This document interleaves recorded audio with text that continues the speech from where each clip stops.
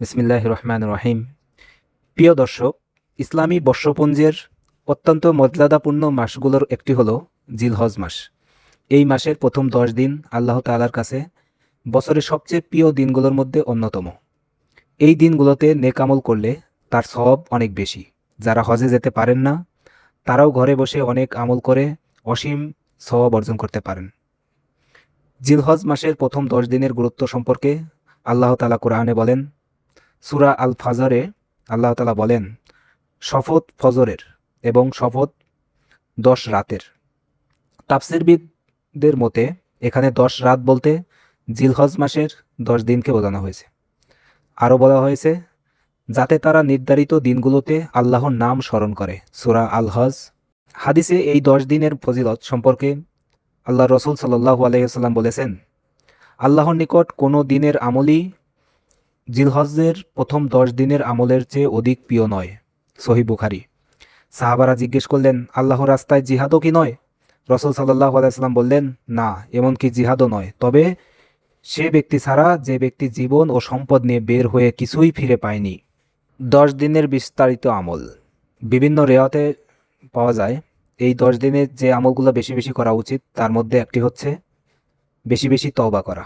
দ্বিতীয় আমল হচ্ছে 5 ওয়াক্ত নামাজ সময় মতো আদায় করা। 3, নফল রোজা রাখা। বিশেষ করে জিলহজের 9 তারিখ অর্থাৎ আরাফার দিনের রোজা অত্যন্ত গুরুত্বপূর্ণ। হাদিসের মধ্যে আছে, আরাফার দিনের রোজা পূর্ববর্তী 1 বছর ও পরবর্তী 1 বছরের গুনাহের কাফফারা। সহিহ মুসলিম। চতুর্থ আমল বেশি বেশি তাকবীর পড়া। এই 10 দিন বারবার তাকবীর পড়া সুন্নত।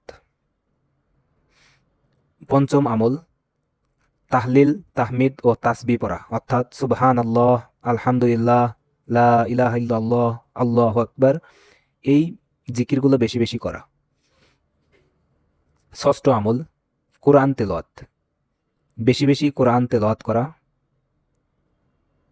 সপ্তম আমল দান সদকা করা।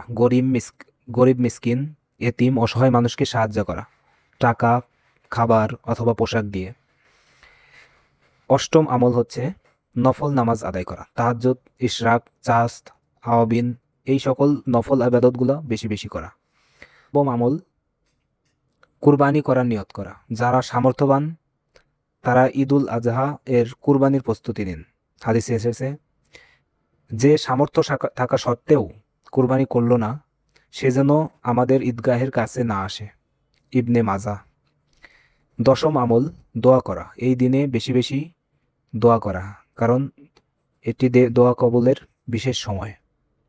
প্রিয় ভাই ও বোনেরা, জিলহজ এর প্রথম 10 দিন আমাদের জীবনের এক মহামূল্যবান সুযোগ। এই কয়েকদিন হয়তো আমাদের গুনাহ মাফের কারণ হইতে পারে, জান্নাতের দরজা খুলে দিতে পারে। তাই সময় নষ্ট না করে আজ থেকেই আমল শুরু করেন। আসুন আজ থেকেই আমল শুরু করি। আল্লাহ আমাদের সবাইকে এই পবিত্র দিনগুলোর যথাযথ মর্যাদা রক্ষা করে আমল করার তৌফিক দান করুন। আমিন।